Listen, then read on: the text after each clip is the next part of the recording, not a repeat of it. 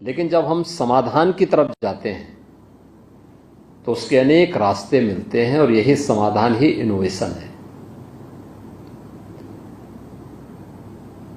प्रयागराज कुंभ 2019 में यही बात हमारे सामने थी। मार्च 2017 में हमारी सरकार बनी थी। जुलाई 17 में मेरी प्रधानमंत्री जी से इसके बारे में चर्चा हुई कि प्रयागराज में कुंभ का आयोजन है। तो उन्होंने मुझसे कहा कि इसको ऐसा बनाएं कि जो लोगों के लिए स्मरणीय बन जाए, दुनिया की एक ऐसी घटना के रूप में क्या इसको प्रस्तुत किया जा सकता है जिसके प्रति पूरी दुनिया आकर्षित हो। यद्यपि यह आयोजन भारत के सनातन धर्म से जुड़ा हुआ एक आयोजन है, लेकिन पूरे भारत को जोड़ने का भी एक माध्यम बन सकता है। हमने अपनी टीम से आकर के हम बैठक शुरू की, बातचीत शुरू की। तब तक हमारी तैयारियां प्रारंभ नहीं हुई थी। प्रधानमंत्री जी की प्रेरणा थी उस दौरान कि क्या इसमें हेड्स ऑफ द मिशंस को जोड़ा जा सकता है, विभिन्न देशों के जो मिशन हैं उनको इस आयोजन के साथ जोड़ा जा सकता है। तो मैंने तत्कालीन विदेश मंत्री श्रीमती सुषमा स्वराज जी से भी चर्चा की और मेरे मन में एक बात सामने आई थी। मेरे सामने 2013 का कुंभ भी था। 2013 में कुंभ का आयोजन हुआ था और कुंभ के इस दौरान मैंने समाचार पत्रों में इस बात को देखा था और मैं उस दिन स्वयं प्रयागराज में ही था। मैं उस समय एक योगी के रूप में अपने शिविर में था, लेकिन अगले दिन समाचार पत्रों की लीडिंग न्यूज बनी थी जिसमें था कि मॉरिशस के प्रधानमंत्री प्रयागराज महाकुंभ में आए, लेकिन कुंभ में गंदगी को देख करके, गंगा जी में गंदगी को देख करके वे बिना स्नान किए ही और ये टिप्पणी करते हुए कि क्या यही गंगा है, और ये कहते हुए वे दूर से ही प्रणाम करते हुए चले गए। तो मेरे मन में ये बात आई कि एक देश के राष्ट्राध्यक्ष हमारे आयोजन में भाग लेने के लिए आए और उनकी भावनाएं आहत हुई। इसका मतलब हमारे आयोजन में कोई कमी थी।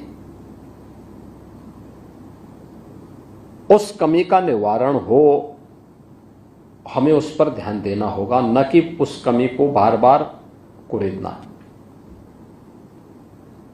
और फिर हमने इस बारे में कहा, क्योंकि मुझे उससे पहले कई बार कुंभ के आयोजन के साथ जुड़ने का अवसर प्राप्त हुआ था, तो मैंने इस बारे में कहा। मैंने कहा देखिए होता क्या था वहां पे, जैसे शौचालय भी बनते थे तो पूरा आयोजन तो गंगा के तट पर बालू में होता है, तो सीट को बालू में ऐसे डाल दिया जाता था और अधिक दिनों, जैसे सप्ताह 10 दिन कोई व्यक्ति रहे तो वहां बदबू आनी शुरू होती थी और उसके बाद मक्खी मच्छर ये सब शुरू होते थे, फिर बीमारी शुरू होती थी। तो हम लोगों ने इस बारे में कहा क्या कोई समाधान हो सकता है कि हम लोग ऐसे टॉयलेट बनाएं जिनकी नियमित रूप से सफाई हो सके। बालू में डालने की बजाय उन्हें हम नियमित रूप से सफाई करने की व्यवस्था कर सकें। तो इसमें खर्चा ज़्यादा आ रहा था, लेकिन उस समय गडकरी जी से हमने चर्चा की तो उन्होंने कहा कि हम सपोर्ट करेंगे। हम लोगों ने उस समय 1 लाख टॉयलेट ऐसे तैयार करवाए और उन्हें उतने ही टॉयलेट थे, उतने टैंक भी बनाए, तैयार किए गए और नियमित रूप से उनकी सफाई के कार्यक्रम को उसके साथ जोड़ा गया है। ये कहीं भी एक भी सीवर या एक भी टॉयलेट का कोई भी लिक्विड गंगा या यमुना नदी में नहीं जाना चाहिए। स्वच्छता के लिए कर्मचारी तैनात किए गए और ये राउंड द क्लॉक सफाई होगी।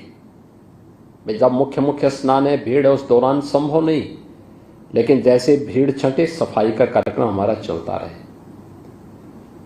दिन में भीड़ है तो रात्रि में सफाई हो। कहीं भी कोई कूड़ा नहीं दिखना चाहिए, गंदगी नहीं दिखनी चाहिए। नदी हो, आश्रम हो, घाट हो या फिर किसी भी अन्य स्थल पर शुद्ध पेयजल की आपूर्ति की व्यवस्था हर एक शिविर में हो सके, हम वाटर एटीएम की स्थापना कर सके, इस कार्यक्रम को भी उसके साथ जोड़ा गया। और आयोजन तो 55 दिन का था 2019 में, लेकिन मैंने तैनाती उससे भी 2 महीने पहले सभी कर्मचारियों की वहां पे की थी, जिससे इनकी ट्रेनिंग कराई जा सके। इनके लिए स्पेशल कोर्स, उनके लिए ओरिएंटेशन कोर्स वहां पे चलाए जा सके कि इस बड़े आयोजन को संपन्न करने के लिए उनको कैसे तैयार होना है, कैसे इसको आगे बढ़ाना है। उन्हें हर प्रकार की सुविधाएं दी गई, लेकिन साथ साथ जवाबदेही भी उसके साथ तय की गई थी। टेक्नोलॉजी का हम लोगों ने उस समय उपयोग किया था। और इससे भी महत्वपूर्ण था, इतना बड़ा आयोजन सकुशल संपन्न तब होगा जब सुरक्षा की बेहतर व्यवस्था हो, क्राउड मैनेजमेंट एंड सिक्योरिटी की उत्तम व्यवस्था, और प्रत्येक व्यक्ति के मन में हम एक विश्वास पैदा कर सकें कि हां, यह पुलिस हमें सुरक्षा दे सकती है। दूसरा, किसी भी क्राइसिस मैनेजमेंट में किसी भी स्वयंसेवी संगठन से महत्वपूर्ण रोल पुलिस की होती है, तो पुलिस का व्यवहार उस समय मायने रखता है। देखिए, फर्स्ट रिस्पॉन्ड पुलिस करती है, लेकिन पुलिस के प्रति आम जन के मन में एक अविश्वास जैसा भाव होता है। इस अविश्वास को दूर करना, पुलिस के लोगों का 4 महीने से काउंसलिंग की गई, उनकी स्पेशल कोर्सेज उनके चलाए गए, स्पेशल क्लासेस ली गई कि भाई देखो, पब्लिक कभी कभी गुस्सा होती है, होगी, क्योंकि होगा क्या कि मुझे मालूम था कुंभ के वॉल्यूम के बारे में, उसके स्केल के बारे में, कि महाकुंभ का आयोजन है तो इसमें भीड़ होगी। और भीड़ होगी तो होगा क्या कि जो पहले आ जाएंगे उनको तो कम पैदल चलना पड़ेगा, क्योंकि उनको हम संगम से 2 किलोमीटर 3 किलोमीटर के दायरे में पार्किंग दे रहे हैं। लेकिन जैसे जैसे पार्किंग भरती जाएगी वैसे वैसे लोगों को ज्यादा पैदल चलना पड़ सकता है। अब जिसको 10 किलोमीटर पैदल चलना पड़ेगा, कभी पैदल चला नहीं है, और उसको कोई पुलिसकर्मी रोकेगा तो झल्ला ही जाएगा। उन स्थितियों में गुस्सा नहीं होना है, हाथ जोड़ करके उसको समझाना है, उसको बैठने की व्यवस्था करनी है। इन सभी चीजों के लिए उन्हें तैयार किया गया। ये सभी आयोजन करने के लिए हम लोगों ने फिर 19 का, हमारे पास एक उदाहरण था कि 19 के प्रयागराज कुंभ ने एक संदेश दिया था स्वच्छता और सुव्यवस्था का। टेक्नोलॉजी का कुछ हमने हद तक उपयोग किया था, उसका भी व्यापक प्रभाव पड़ा था। ऐसे ही 25 ये महाकुंभ होगा, इसमें भीड़ उससे ज्यादा होनी है।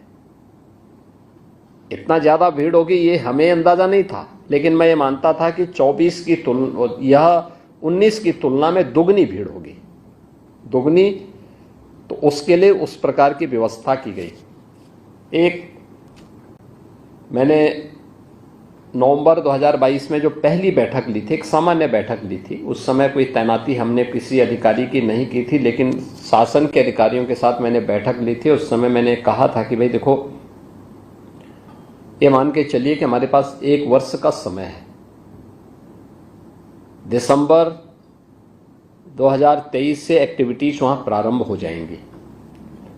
हमें ये सभी कार्य हर हाल में 10 दिसंबर 2024 तक कंप्लीट करने होंगे।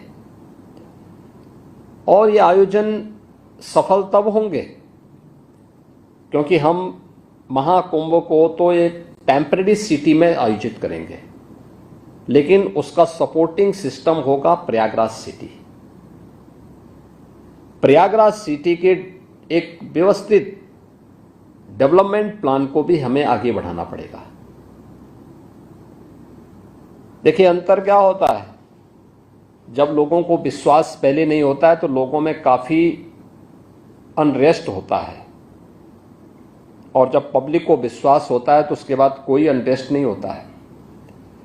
2019 में जब हम लोग प्रयागराज कुंभ का आयोजन कर रहे थे तो सिटी के अंदर के अतिक्रमण को हटाने के लिए, सिटी के अंदर विकास के कार्यक्रमों को आगे बढ़ाने के लिए जब हम लोग वहां पहुंचे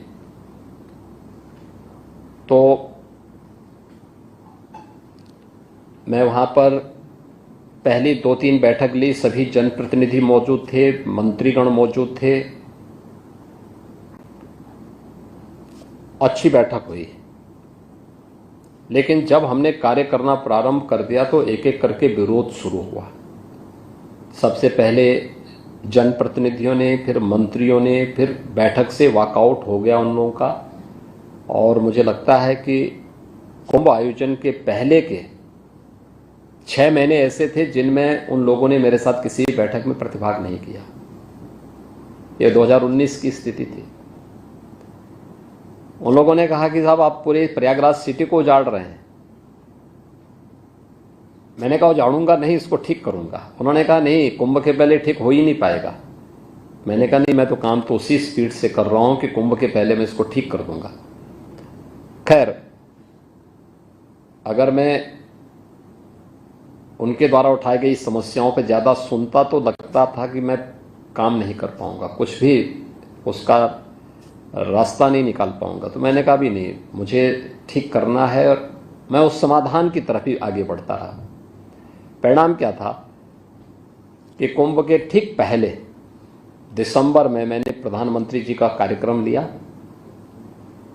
और भव्य तरीके से आयोजन को करके जितने भी प्रयागराज सिटी के डेवलपमेंट के कार्य हुए थे, जब कार्य कंप्लीट हो गए तब वही सभी लोग मेरे बैठक में आए। उन्होंने कहा साहब बहुत अच्छा हो गया प्रयागराज तो, क्योंकि रात भर मैं शाम को जाता था, क्योंकि मेरे बैठक में किसी मंत्री जनप्रतिनिधि को रहना नहीं था, अधिकारियों को रहना था, तो मैं शाम को जाता था। यहां से शाम को 6 बजे 7 बजे गया, आराम से बैठक लिया सर्किट हाउस में या मेला कार्यालय में बैठक लिया। बैठक लेने के बाद फिर उनके साथ में डिनर लिया। उसके बाद फिर रात्रि को 12 बजे के बाद फिर मैं निकलता था सिटी घूमने के लिए, और सुबह फिर वहीं से अपना स्टेट प्लेन लेकर के लखनऊ वापस आ जाता था। ये मेरा क्रम लगातार चलता था 2019 में। लेकिन जब सिटी की शकल सूरत बदल गई, सिटी में डेवलपमेंट के कार्यों को देखा लोगों ने, तो लोगों के दिमाग में आया कि हाँ, सिटी में कुछ अच्छा हुआ है। और 2025 के महाकुंभ के पहले मैंने उससे दोगुना काम किया है प्रयागराज में, और कोई विरोध नहीं था। पब्लिक का भी सपोर्ट मिला, जनप्रतिनिधियों का भी सपोर्ट मिला, सभी लोग मेरे साथ खड़े थे। जहां मैं कहता था वहां लोग खड़े होते थे। तो पब्लिक का यह विश्वास अत्यंत महत्वपूर्ण होता है इन सभी आयोजनों में। और परिणाम क्या था, हम लोगों ने उसके स्केल को बढ़ाया।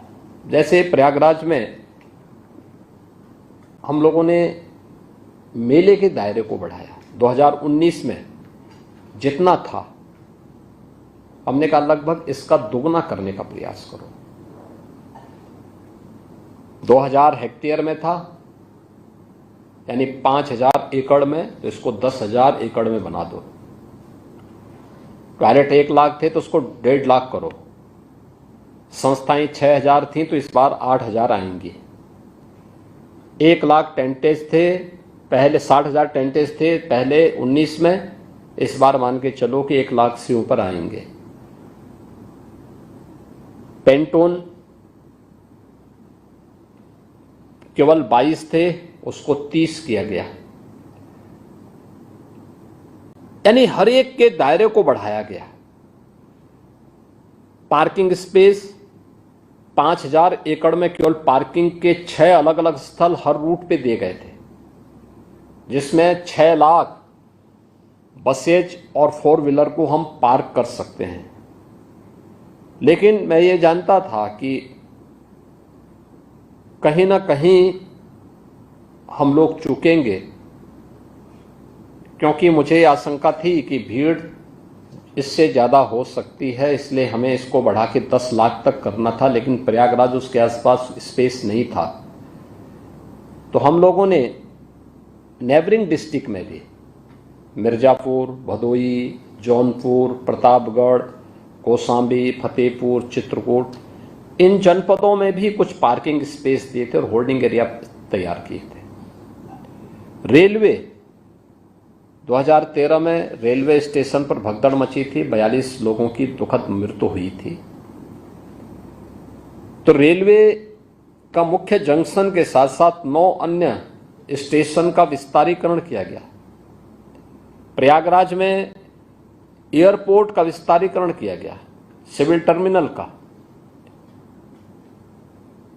होर्डिंग एरियाज बनाए गए।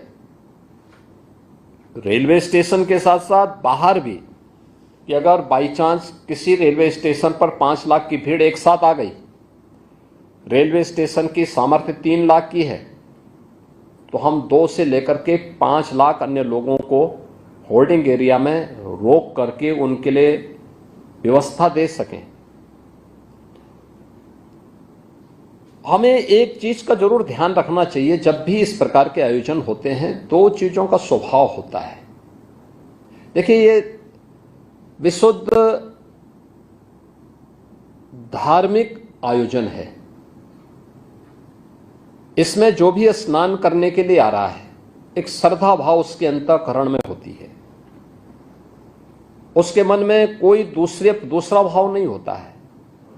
वो केवल अपने लक्ष्य तक जाना चाहता है, और उसकी गति और नदी के जल की गति एक जैसी होती है। अगर आप बहते हुए पानी को रोकेंगे तो या तो उसमें करंट होगा तो उसको तोड़ेगा, और नहीं तो अगल बगल कहीं फैलेगा। अगर आपने उसके लिए उस प्रकार की व्यवस्था नहीं की है तो अगल बगल के क्षेत्रों में जहां वो फैलेगा वहां पे उसका नुकसान होगा। ऐसी भीड़ का कैरेक्टर भी होता है। आप उसको उसकी राह पर, उसके गंतव्य तक पहुंचने का मार्ग दीजिए, और जब भी आप उसको उसके गंतव्य के मार्ग पर को बाधित करने का प्रयास करेंगे और उसको अपने लक्ष्य तक पहुंचने में बाधा पैदा होगी, तो वह अगल बगल के क्षेत्र में फिर जैसे ही बिखरेगी, तो अगर वहां पे होल्डिंग एरिया नहीं है तो वहां पे कोई ना कोई स्टैम्पेड होने की खतरे होते हैं।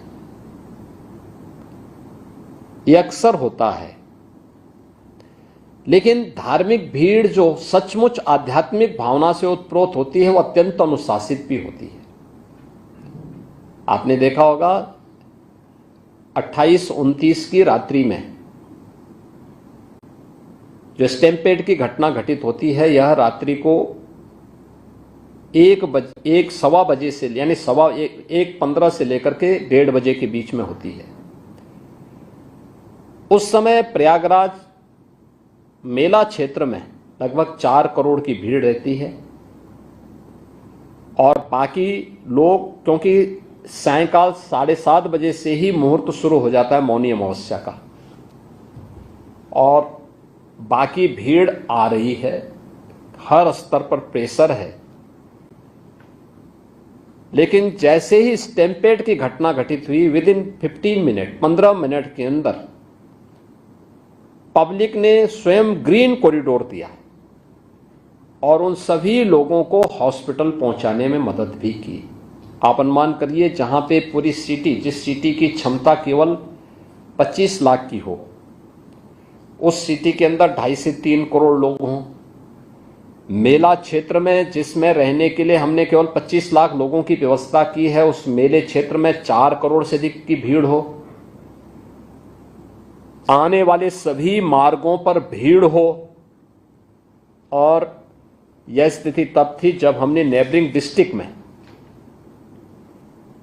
मिर्जापुर, भदोई, जौनपुर, प्रतापगढ़, कौशाम्बी, रायबरेली, फतेहपुर, चित्रकूट, इन सभी में जो होर्डिंग एरिया और पार्किंग के स्थल चिन्हित किए थे, इनमें 2 लाख से अधिक वाहन हमने वहां खड़े करके रखे थे। ये 2 लाख वाहनों में लगभग 2 करोड़ से अधिक पब्लिक वहां मौजूद थी। हां, क्योंकि वहां पे डिस्ट्रिक्ट एडमिनिस्ट्रेशन को पहले से तैयार किया गया था कि वहां रोकना पड़ेगा, हो सकता है 24 से 36 घंटे तक उनको रोकना पड़ेगा, तो उनके लिए वहां पे मोबाइल टॉयलेट की व्यवस्था लोकल डिस्ट्रिक्ट एडमिनिस्ट्रेशन को करने हैं। उनके लिए वहां पे भोजन की व्यवस्था, जो भी आप बड़े पैमाने पे लोगों को तैयार कर सकते हैं, पब्लिक सपोर्ट से करना होगा। हमारे यहाँ बेसिक शिक्षा परिषद में जो विद्यालय हैं, इनमें एक एक 2 रसोइयां हैं। विद्यालय बंद करके उन सभी रसोइयों को बुला करके एक जगह उन सब के लिए भोजन की व्यवस्था भी चालू हुई। और हर एक जनपद में यह हुआ। परिणाम था कि 24 घंटे तक हम लोगों ने, यानी 28 की सायंकाल 5 बजे से लेकर के 29 की सायंकाल 5 बजे तक इन सभी लोगों को हम लोगों ने अगल बगल के जनपदों में 2 करोड़ की भीड़ को कंट्रोल करके रखा। और तब जाकर के फिर वे, जब प्रयागराज में, क्योंकि 29 जनवरी को मौनी अमावस्या के दिन मुख्य अमृत स्नान भी था, श्रद्धालु जनों के साथ साथ 13 अखाड़ों का स्नान भी होता है। अखाड़ों का स्नान 2 चैलेंज होते हैं। एक, पहला स्नान कौन करेगा, जिसको लेकर के पहले के कुंभ में मारकाट होती थी, व्यापक झगड़े होते थे।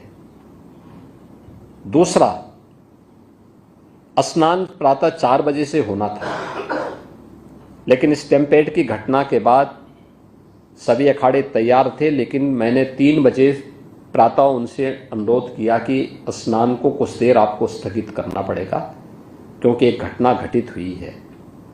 घटना पैनिक न हो, इसलिए हमने उसको हॉस्पिटल तो लोगों को पहुंचाया, उनके उपचार भी करवाए, कुछ लोगों की दुखद मौत भी हुई, लेकिन हमने इसको बहुत हाईलाइट नहीं होने दिया पहले, क्योंकि घटना पैनिक न हो। क्योंकि हमारे पास उस समय 8 करोड़ लोग, 8 करोड़ श्रद्धालु और संत उस समय प्रयागराज में मौजूद थे, मेला क्षेत्र में, प्रयागराज सिटी में। इस प्रकार की घटना की पुनरावृत्ति न हो, इसके लिए फिर यहाँ से स्वयं हम लोगों ने कंट्रोल करना प्रारंभ किया। अधिकारीगण मौके पे मौजूद थे, इन चीज़ों को हम लोग लगातार उन चीज़ों को करने लग गए।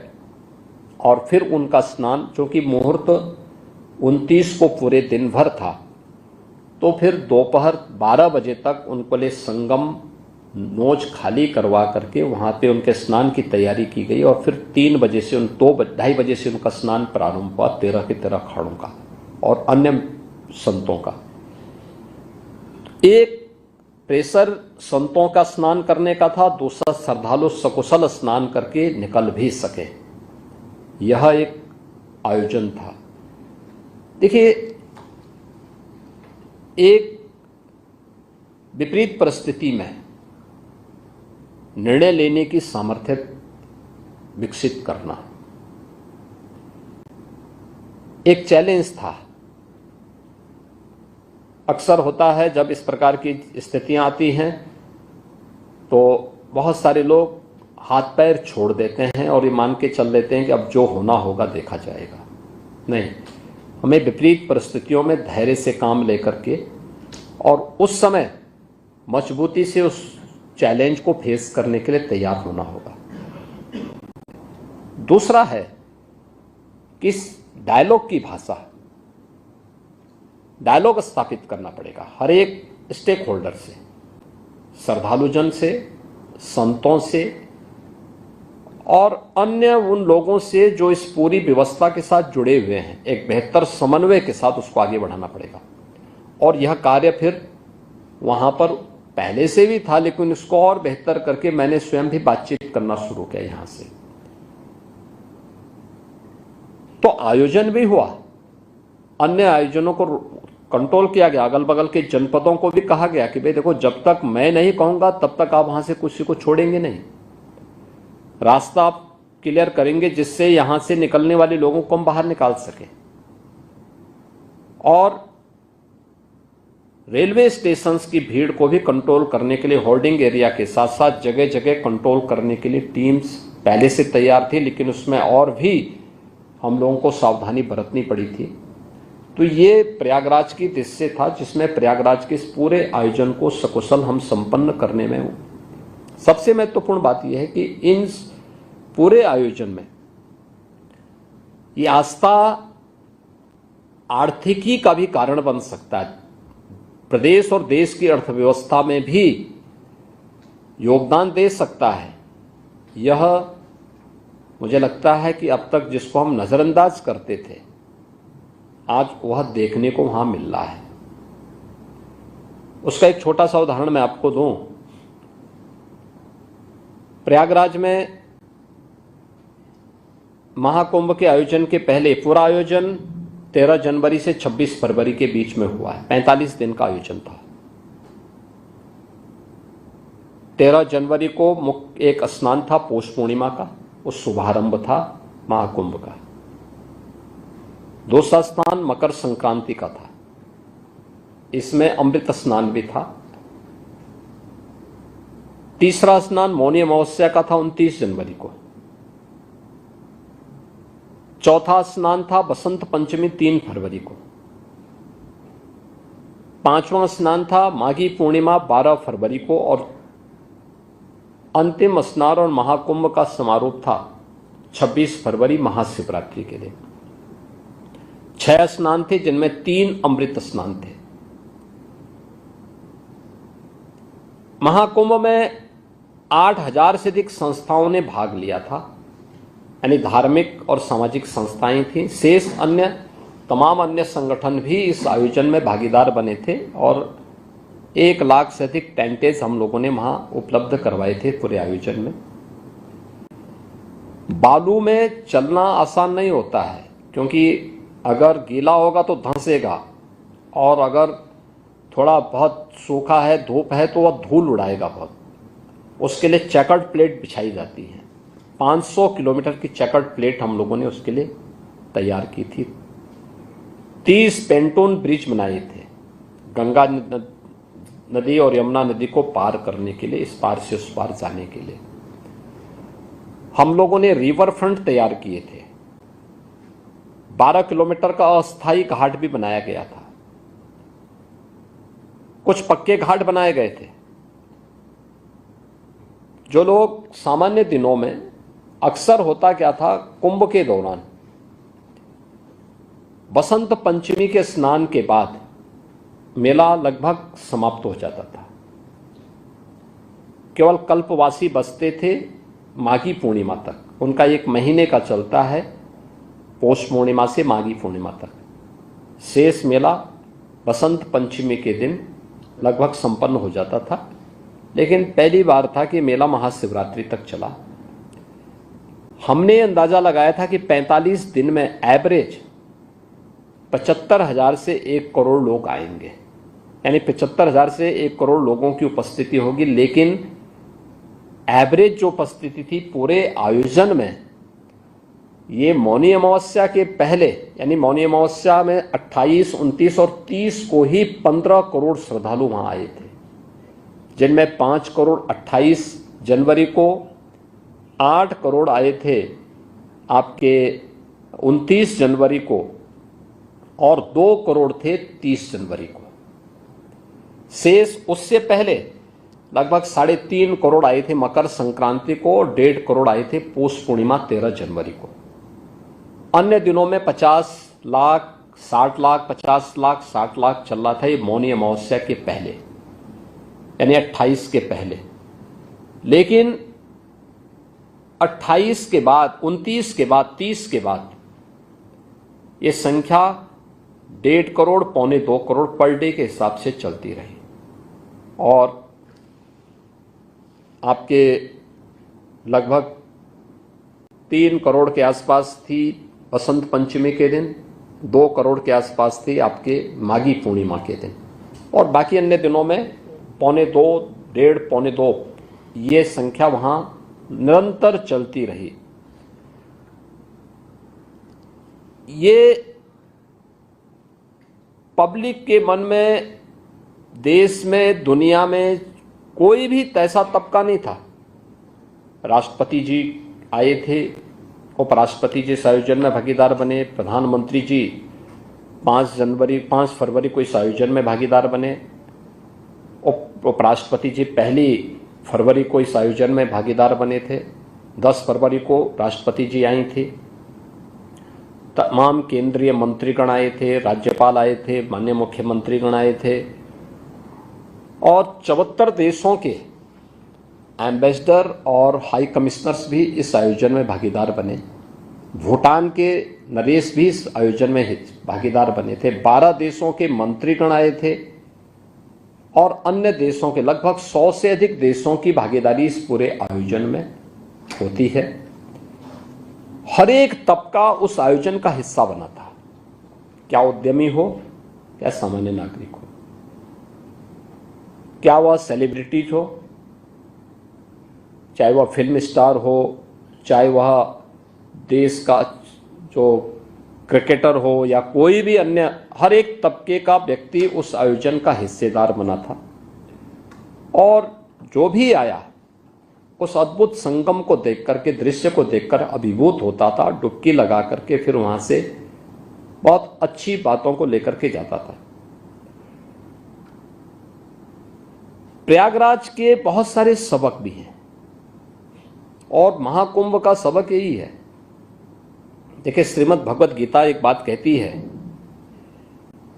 कि ये यथा माम प्रवदन्ते तांस तथैव भजाम्यहम्, यानी श्रीमद् भगवत गीता में भगवान कहते हैं कि जो मुझे जिस दृष्टि से देखता है, जिस रूप में भजता है, मैं उसको उसी रूप में दिखाई देता हूं। जिसने जिस रूप में प्रयागराज को देखा, महाकुंभ को जिस रूप में देखा, उसको वही दर्शन वहां हुए भी और हर तबके के व्यक्ति को उसके अनुरूप वहां सामग्री भी मिले। आप देखें, दुनिया के अंदर आप में से बहुत सारे लोग ऐसे होंगे जिन्होंने दुनिया के तमाम न्यूज़पेपर को भी देखा होगा और उन आयोजनों में आप भागीदार भी बने होंगे जिसके बारे में उनकी नेगेटिविटी और उनके द्वारा जो तमाम प्रकार की गलत टिप्पणियां की जाती थी, उनमें अगर आप देखेंगे बहुत सारे ऐसे थे जिन्होंने इस पूरे आयोजन के बारे में जो टिप्पणी की है। द वॉल स्ट्रीट जर्नल जो यूएस की है, उसने कहा है कि यह एक ऐसा आयोजन था जहां अमेरिका की कुल आबादी से ज़्यादा लोग जुटे, यानी यूएस की जो कुल पॉपुलेशन है उसकी लगभग दोगुनी आबादी इस आयोजन का हिस्सा बनी थी। बीबीसी ने कहा कि महाकुंभ मानवता का सबसे बड़ा समागम था। बीबीसी की टिप्पणियां हर व्यक्ति जानता है। एक्सप्रेस ट्रिब्यून ने यह विश्व का सबसे बड़ा धार्मिक समारोह था। द न्यूयॉर्क टाइम्स ने लिखा है कि आयोजन न केवल श्रद्धालुओं और पर्यटकों, यानी इस आयोजन में न केवल श्रद्धालु और पर्यटक ही नहीं बल्कि नेता और हस्तियां भी पहुंची। राइटर्स ने लिखा यह डिजिटल कुंभ था जिसमें व्यवस्था बनाने के लिए तकनीक का बेहतरीन इस्तेमाल किया गया था। हमने डिजिटल टूरिस्ट मैप भी जारी किया था। अगर किसी श्रद्धालु को कहीं जाना है तो उसके लिए उस प्रकार की व्यवस्था, क्यूआर कोड को डाउनलोड करिए, आप उसके माध्यम से वहां तक पहुंच सकते हैं। टॉयलेट की पोजीशन क्या है, आप उसके माध्यम से जानकारी ले सकते हैं। हम लोगों ने इसके अलावा वहाँ पे सुरक्षा के लिए भी इसका बेहतरीन इस्तेमाल किया था। 2700 कैमरे थे जो 360 डिग्री तक जिनका इस्तेमाल किया जा सकता था, और integrated command and control centre से हम लोगों ने एक एक की मॉनिटरिंग की थी, ट्रैफिक मैनेजमेंट का हो या फिर सिक्योरिटी का हो। हम लोगों ने एंटी ड्रोन सिस्टम के साथ पूरे कुंभ क्षेत्र को कवर करके रखा था। कोई भी ड्रोन बिना परमिशन के वहां उड़ नहीं सकता था, और इसके लिए पहली बार किसी आयोजन में एंटी ड्रोन सिस्टम का इस्तेमाल किया गया था। द गार्डियन ने लिखा है कि यह पर्वों का पर्व था, लोगों की उमंग और उत्साह चरम पर रहा। CNN ने लिखा कि दुनिया के सबसे बड़े धार्मिक समागम में 60 करोड़ से ज्यादा लोग शामिल हुए, यह आस्था की अभिव्यक्ति की शानदार नजारा है। और यूनेस्को ने लिखा है, यूनेस्को के जो डायरेक्टर थे टिम कर्टिस, उन्होंने भी एक बयान इस पे जारी किया था। वे स्वयं महाकुंभ के आयोजन में भागीदार बने थे। उन्होंने भी इस बारे में लिखा कि यूनेस्को ने 2019 में कुंभ मेले को मानवता के अमूर्त सांस्कृतिक धरोहर के रूप में मान्यता दी। इससे पहले 2023 से इसके सामाजिक, आर्थिक और पर्यावरणीय प्रभावों की निगरानी की जा रही थी। कुंभ मेला प्राकृतिक और सांस्कृतिक धरोहर के रूप में विश्व को एक नई दृष्टि प्रदान करता है। यह भारत के प्रति एक दृष्टि देता है। आयोजन उत्तर, दक्षिण, पूरब, पश्चिम, जिसके बारे में आदरणीय प्रधानमंत्री जी बार बार कहते हैं कि एक भारत श्रेष्ठ भारत, उसकी अभिव्यक्ति का भी एक बहुत बड़ा माध्यम बना है। न जाति का भेद, न क्षेत्र का भेद, न भाषा का भेद, न पंथ का भेद, किसी भी प्रकार के भेद से मुक्त एक ही नदी के एक ही घाट पर सभी लोग उसी पवित्र भावना के साथ डुबकी लगा रहे थे, और जो जिस भाव के साथ डुबकी लगा रहा था उसको उस प्रकार की अनुभूति उस आयोजन में देखने को भी मिली। इस पूरे आयोजन के लिए जो चीजें हम लोगों ने की, जैसे हम लोगों ने सेंट्रल और स्टेट गवर्नमेंट ने मिलकर के लगभग 7,500 करोड़ हमने इस पूरे आयोजन में खर्च किए, लेकिन इसमें से लगभग 6,000 करोड़ हमारे खर्च हुए थे प्रयागराज सिटी और उसके अगल बगल के इंफ्रास्ट्रक्चर पर। जैसे हमने 200 से अधिक सड़कों को 2 लेन थी तो 4 लेन, 4 लेन थी तो 6 लेन में बदलने का काम किया था। 14 नए फ्लाईओवर बनाए, 9 अंडरपास बनाए, प्रयागराज की विरासत से जुड़े हुए 12 कॉरिडोर बनाए गए, जैसे Akshay Vat corridor, Saraswati Koop corridor, Maharshi Bharadwaj corridor, Shringverpur में निषादराज गुहा कॉरिडोर, नागवासुकी कॉरिडोर। प्रयागराज के जो इष्ट देव हैं वो बेनी माधव हैं। 12 माधव की मान्यता है प्रयागराज में। इन 12 माधव की कॉरिडोर को भी हम लोगों ने डेवलप किया। तो ये सभी पे पैसा हम लोगों ने दे करके उसका डेवलपमेंट किया। लेटे हुए हनुमान जी, जो बड़े हनुमान जी हैं, उनका भी एक कॉरिडोर वहां पे बनाया, पूरा उसको तैयार किया गया है। इसके अलावा जो बात अक्सर चलती थी, जिसके बारे में यूनेस्को ने भी बात कही है ना, कि 2023 से ही उस बात को देखना चाहते थे कि इतना बड़ा आयोजन होगा तो स्वाभाविक रूप से इसके पर्यावरणीय उस पर क्या असर पड़ेगा। हम लोग इस बात को जानते थे, और 2013 की घटना भी हमारे सामने थी, जब मॉरिशस के माननीय प्रधानमंत्री आए थे और उनको गंगा जी में गंदगी देखने को मिली। उसके बाद वो हिम्मत नहीं कर पाए थे स्नान करने का। तो हम लोगों ने इस बात को ध्यान में रखा था कि पहले दिन से ही, कि गंगा नदी हो या यमुना नदी, कहीं भी कोई नाला या कोई सीवर लीक ना होने पाए, सिटी का हो या उससे ऊपर भी। देखिए, इस उत्तर प्रदेश के अंदर गंगा नदी का जो सबसे क्रिटिकल पॉइंट था वह है कानपुर था। कानपुर में 125 वर्ष से अकेले सीसामऊ के पास 4 करोड़ लीटर सीवर प्रतिदिन गंगा नदी में गिरता था। हम लोगों ने 3 वर्ष पहले ही उसे टेप करवा करके आज एक भी बूंद सीवर वहां से गंगा नदी में नहीं गिरता। जाजमऊ कानपुर का ही है, जहां पे ट्रेनरीज का सभी एफ्लुएंट गिरता था। ये बहुत ही खतरनाक विषैला एफ्लुएंट था और इसको उसका दुष्प्रभाव क्या था कि उसके कारण गंगा नदी के सभी जलीय जीव भी मर गए थे। हम लोगों ने उसको भी कंट्रोल किया और 2 वर्ष पहले उसको कंट्रोल करके हर एक ट्रेनरी पे सीसीटीवी कैमरे लगा दिए गए। राउंड द क्लॉक उसकी मॉनिटरिंग होने लग गई।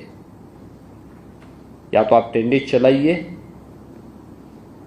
उसके लिए आप यहाँ पे कॉमन ट्रीटमेंट प्लांट के साथ इसको जोड़िए, आपको फैसिलिटेट हम कर रहे हैं, अन्यथा इसको बंद करिए। ये नहीं चल सकता। प्रयागराज में भी हम लोगों ने एसटीपी के निर्माण की कार्रवाई को नमामि गंगे परियोजना के साथ जोड़ करके पूरा किया था, लेकिन फिर भी 261 एमएलडी के सेवर ऐसे थे जो अभी एसटीपी के साथ टेप नहीं किए गए थे। तो इसको हमने बायो रेमेडिएशन और जियो ट्यूब के माध्यम से जोड़ने का काम किया था और कहीं भी कोई एक भी बूंद सेवर न गिरे। लेकिन इस सब के बावजूद लोगों ने फेक रिपोर्टिंग करनी प्रारंभ की थी। लेकिन हमारी स्वयं स्टेट गवर्नमेंट की पॉल्यूशन कंट्रोल बोर्ड की लैब्स वहां मौजूद है। हमने कुछ प्राइवेट लोगों को भी, प्राइवेट पार्टीज को भी वहां पे लैब्स स्थापित करने के लिए वो किया था कि आप भी करेंगे, हम भी करेंगे, और फिर हम सैंपल को एक बार दूसरे के सैंपल को एक दूसरे को शेयर भी करेंगे, वो लोग एक दूसरे के यहां भी देखें। देखिए, जल की शुद्धता के 2 मानक होते हैं। एक बीओडी 5 से यानी 3 से कम होना चाहिए। यह जब भी हम लोगों ने इसके लिए अलग अलग समय में जनवरी से लेकर के और 26 फरवरी तक निरंतर हम लोग इसको लेते रहे, और जब भी लिया गया इसकी मात्रा संगम में, देखिए कोई ना कोई ऐसा दैवीय गुण जरूर है कि संगम में जब भी हम लोगों ने कहीं से भी सैंपल लिए तो संगम में यह 3 से नीचे ही मिलता था। 2, 1 इसमें हमें मिलता था। और डिसॉल्व ऑक्सीजन, इसकी मात्रा के बारे में जब भी हम लोगों ने वहां पे चर्चा की तो ये 5 से ऊपर होना चाहिए, और संगम तट पर ही हमेशा 8, 9, 10 इससे ऊपर मिलता था। हाँ, बीओडी की मात्रा जब हम थोड़ा ऊपर आते थे तो बीओडी 3 और उसके आसपास मिलती थी। यमुना जी में थोड़ा सा ऊपर जाते थे तो उससे ज्यादा मिलती, संगम में वो इतना मिलता था। एक जिसके बारे में लगातार लोग चर्चा कर रहे थे, जिसको सेंट्रल पॉल्यूशन कंट्रोल बोर्ड के नाम पे भी एक रिपोर्ट छापी गई थी कि फीकल कोलिफॉर्म की मात्रा बढ़ गई है। ये जो फीकल कोलिफॉर्म की मात्रा के बारे में इनका कहना था, उसमें उसके 3 कारण होते हैं। वह 100 ml में 2500 MPN के रूप में उसकी मात्रा को लोग नापते हैं कि 2500 से ये कम होना चाहिए। जब भी हम लोगों ने अलग अलग डेट पर 11 जनवरी से लेकर के 26 फरवरी तक जब भी हम लोगों ने लिया, फीकल कोलिफॉर्म की मात्रा बढ़ने का कारण अगर वह 100 ml में 2500 से ऊपर है तो मान के चलिए कि उसके 3 कारण हो सकते हैं। या तो कहीं पे सीवर लीक है, या जो जानवर होते हैं, भैंस, गाय, ये नदी में स्नान करते हैं, गोबर करते हैं, तो उसके कारण भी फीकल कोलिफॉर्म की मात्रा बढ़ती है, काफी ज्यादा बढ़ जाती है। या इसके कारण ये बढ़ रहा है या फिर कोई अन्य कारण है कि नदी पहले से प्रदूषित है। हम लोगों ने 12 जनवरी से लेकर के और 26 फरवरी के बीच में संगम में जब भी फीकल कोलिफॉर्म के नमूने लिए, ये हमेशा यानी संगम में ये 100 तक आ रहे थे, यानी जो 2500 से नीचे होना चाहिए था वो 100 तक आ रहा था। हाँ, इसकी मात्रा उस जगहों पर हमें जब हम काफ़ी ऊपर आते थे और जहाँ पर अक्सर हम लोग देखते हैं सामान्य दिनों में कि लोग अपने भैंस को इस पार से उस पार ले जा रहे हैं या भैंस वहाँ छोड़े हुए हैं, तो हो सकता है कुछ सैंपल वहाँ के रहे होंगे जिसमें 1200-1300 तक वो फीकल कोलिफॉर्म की मात्रा वहाँ मिल रही थी। शेष अन्य स्थलों पर भी बहुत सारी जगह पर ये चीज़ें हम लोग लगातार उसकी निगरानी कर रहे थे और जिसमें हम लोगों ने इसको चैलेंज किया था कि भाई आपके जो नमूने हैं ये गलत हैं, आप हमारे सैंपल को लीजिए और हमारी टीम आपको इसको चैलेंज कर रही है। 2 लैब्स यहाँ पे मौजूद हैं, आप इसके अनुसार इसको देखिए। अंततः सेंट्रल कंट्रोल बोर्ड को इसके बारे में, पॉल्यूशन कंट्रोल बोर्ड को इसके बारे में इस बात को मानना पड़ा था। ये आयोजन आर्थिकी के बहुत बड़े आधार भी बनते हैं और ख़ासतौर पर इसलिए भी ये महत्वपूर्ण हो जाता है कि रोजगार का सृजन कितने बड़े पैमाने पे होता है और कैसे लोगों के जीवन में परिवर्तन का आधार बनता है। अलग अलग प्रकार की नए चीज़ें देखने को मिले। छोटा सा उदाहरण मैं आपको उपलब्ध कराता हूँ कि एक सज्जन आए थे हमारे पास, उन्होंने कहा कि साहब मैं एक इन्वेस्टमेंट करना चाहता हूँ कुंभ में। हमने कहा भी किस प्रकार का इन्वेस्टमेंट है? उन्होंने कहा साहब मैं वहाँ पे 12 ज्योतिर्लिंग का एक रेप्लिका बनाना चाहता हूँ। तो मुझे भी लगा भी कौन आना चाहेगा, एक 12 ज्योतिर्लिंग जिसको दर्शन करना होगा उन 12 ज्योतिर्लिंगों में जाके दर्शन करेगा, यहाँ रेप्लिका बना के क्या करेगा। लेकिन हमने उसको प्रेरित किया कि भाई ठीक है, अगर आप, जो कि प्रधानमंत्री जी की रुचि भी है, तो हमने कहा भी जितना भी रॉ मटेरियल है, स्क्रैप का जितना भी स्टील लोहा है या टायर है या फिर जितना भी एल्यूमिनियम, जितना भी इस प्रकार का जो है मटेरियल है, उसका उपयोग करते हुए अगर आप बनाते हैं तो हम आपको सपोर्ट करेंगे। नगर निगम से कहा गया कि भाई आप इसको इसमें सपोर्ट करो, इसमें देखो, इनसे बातचीत करो। तो नगर निगम प्रयागराज ने उनके साथ कहा, तो प्रयागराज से उन्होंने 11 एकड़ लैंड मांगी। उन्होंने बताया मैं 12 ज्योतिर्लिंगों को बनाऊंगा और 6 अन्य महत्वपूर्ण ज्योतिर्लिंगों को की रेप्लिका तैयार करूंगा